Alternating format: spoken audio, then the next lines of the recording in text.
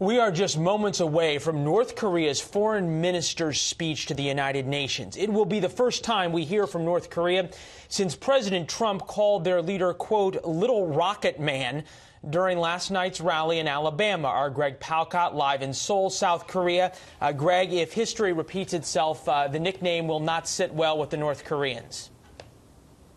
We should get some fiery reaction from North Korea, Leland. Absolutely. First, let's talk about a little bit of a nuke scare we had here on the Korean Peninsula on Saturday, late Saturday Korean time. There were reports of an earthquake coming from northeastern North Korea, not far from where the regime's nuclear test site is. Registered 3.5 on the Richter scale, and it was shallow, and initial reports from China were that it was set off by a detonation. But South Korea and the United States came in and said they believed it was natural. People are not ruling out, however, there might have been a tunnel that had collapsed related to the nuclear detonation there earlier in the month. Meanwhile, in Pyongyang, a very well-orchestrated mass rally against the United States today.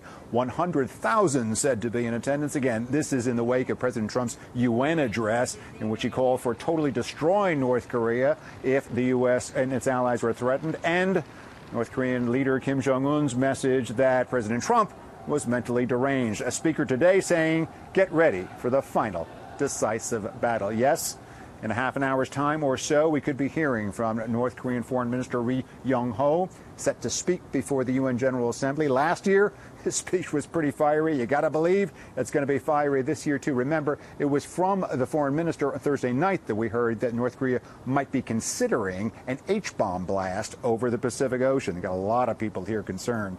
Finally, this amid new reports Saturday from China that they actually could be coming to line in the wake of the new UN sanctions, saying that they would be limiting the oil supply into North Korea and the textile exports coming out of North Korea, and already had been signed, Leland, that China was trying to crack down on its banks, again, to try to limit the cash flow that is funding the weapons programs. That's been a big deal from President Trump and the Treasury Department in the last couple of days, too.